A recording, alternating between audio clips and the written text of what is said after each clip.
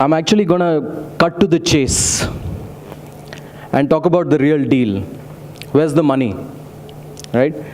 I'm going to talk about how do we optimize ROI of Health IT. My name is Ujjwal, and thanks, Kumar, for that introduction. I'm the Senior Clinical Specialist for Elseiver, a global information analytics company leading the way in science and health. So first things first, what is ROI? Right. So the emergency physician in me wants to take ROI at its face value for its regular connotation, right? But the clinical informaticist in me, the PhD guy, is aching for a table of abbreviations because this has not been specified, right? So ROI could mean a bunch of things. To the nurses in the room and to infection control teams, ROI means risk of infection, right? To most of us burdened by home loans, car loans, educational loans, ROI means rate of interest, right? And to the CEO who makes gut-wrenching investments and wants to get the money back, ROI obviously means return on investment, right? And when the CEO doesn't get this return on investment, he lands up in a different ROI, the realm of insanity, right? So, but when I speak of ROI, I'm reminded of my elementary geometry classes. And you recognize what this is, right? What this R stands for? Pi r square, 2 pi r, yeah? Radius. So I like to think of ROI as the radius of information, right? Let me illustrate what this means.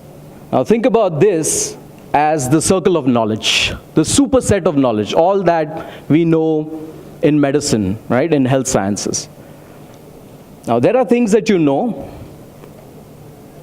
and there are things that you don't know.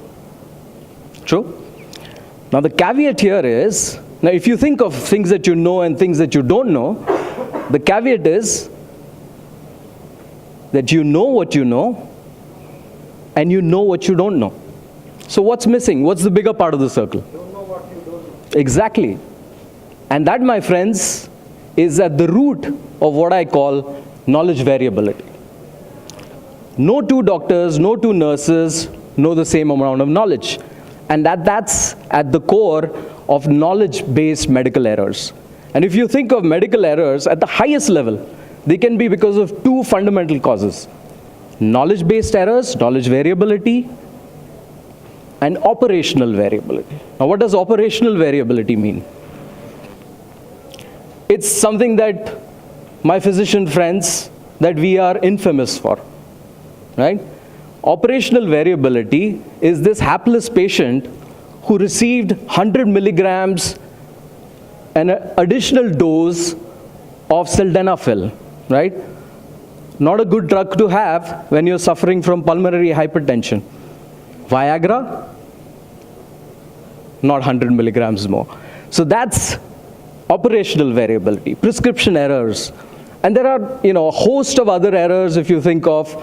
And if you look at most of our, health IT and quality initiatives, they are mostly directed towards operational variability, right? And what we are missing out in the bargain is the knowledge dilemma and not addressing knowledge-based errors. And when you speak about the knowledge dilemma, there are two concepts: diffusion of medical knowledge and doubling of medical knowledge. What does this mean? Diffusion is the time it takes for knowledge to enter from research into practice. Now think about the time when Semmelweis came up with this theory that if you wash your hands, patients will get, lower puerperal infections, right? We still don't wash our hands, do we? Low compliance, so diffusion is low. Any guesses how long diffusion time is? How long does it take for knowledge to move from theory to practice? There you go. Somebody is well read. 17 years. Now think about the other concept. It's doubling time of medical knowledge. How long does knowledge take to double? All that we know in medicine to go from X to 2X. How long does that take? I'll give you an estimate. Back in 1950, this used to be 50 years. It used to take 50 years for medical knowledge to double. Now guess what that figure will be in 2020? A rough guess. A year, 2 years? 73 days. Medical knowledge will double every 73 days. So this is what I call the knowledge dilemma. On the one hand, it takes 17 years for research to move into practice. And on the other hand, knowledge is doubling every 73 days. So in short, it's humanly impossible to practice medicine, right? And to add to that, we have an excellent habit of not reading, most of us. I mean, some of us are well read, but most of us don't have the time to read. And I'm reminded of a person I admire truly. You recognize who this is?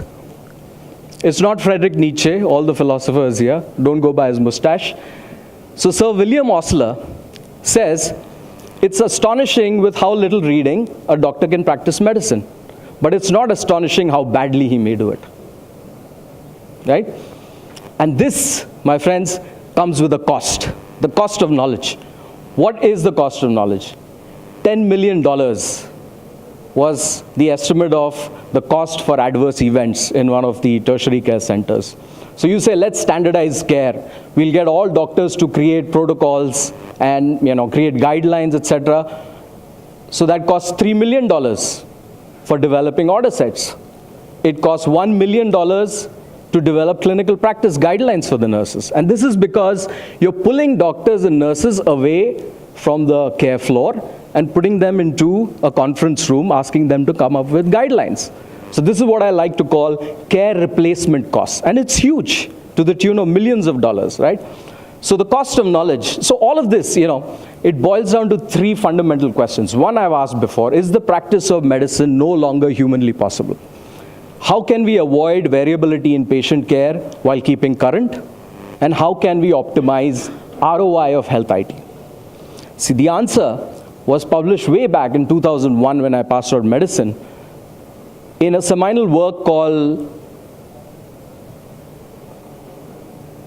Crossing the Quality Chasm.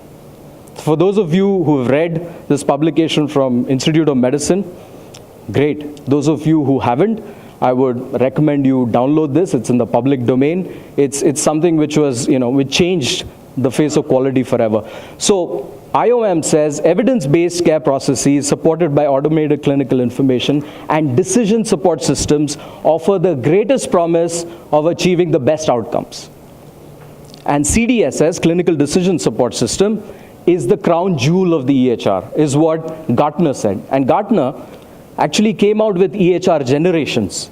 So back in the early 90s, EHRs were collectors. Then they actually became documenters. Then they became helpers, colleagues somewhere in early 2010, 12, and now are looked upon as mentors.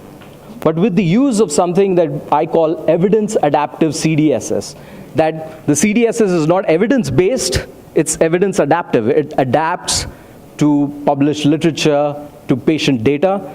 With evidence adaptive CDSS, the EHR can become the seer, clairvoyant, able to come up with unprecedented insights. And with this evidence adaptive CDSS, EHRs can actually improve outcomes, reduce the radius, increase the radius of information, and improve your return on investment. Now, how does this work? A simple solution. So the question is AI the seer? Now, AI is the toast of the conference, right? I mean, you can't go to any conference without, hearing about AI. With all of the big data that's available today and our ability to process natural language and apply machine learning algorithms to it, what we can do is actually synthesize all of the evidence, all the medical knowledge that's doubling every 73 days, and augment the intelligence of clinicians manyfold. So I like to speak of intelligence augmentation, IA, not AI. Because I believe very strongly that doctors are not going to be replaced by machines anytime soon. Right? And that's what AI means. It means robots, literally. Right? And at the heart of intelligence augmentation is evidence adaptive clinical decision support. How does it work? Take a simple solution, right? Order sets. Now, when order sets are evidence adaptive, they adapt to published literature and patient data. For example, in this case, abdominal pain in a patient who's elderly will actually, the evidence adapts to the patient's demographics and says, this patient may need an abdominal ultrasound because he has, a questionable etiology. So what you think is renal colic may actually be an abdominal aortic aneurysm, which is asymptomatic as of now, but it's leaking, and it could actually cause an aortic dissection, which is a nightmare for emergency physicians, right? On the other hand, you take a young female, this abdominal pain could questionably be a spontaneous abortion. It could be an ectopic pregnancy. So this is how the evidence will adapt to patient data, and at the same time, you're not bothered about the published literature because this is being, developed and linked to your EHR in real time. It's being done by humans now, but soon enough, this will be done by machines. So similarly, you need, evidence-based, evidence-adaptive solutions across the care continuum for nurses, care planning, skills for nurses, patient education, even that needs to be evidence adaptive. And to put it all together, you need, interdisciplinary clinical pathways to put all of the evidence together. So this has the potential to actually, increase your ROI, that's the radius of information, and reduce the number of adverse events and increase your return on investment. So if I was to give you a key takeaway, and that's what we all love, right? Takeaways, what was your takeaway? So my simple key takeaway is, if this is your health IT, and this is your investment, and this is your radius, if you increase the radius of information, you can actually improve your return on investment. Thank you.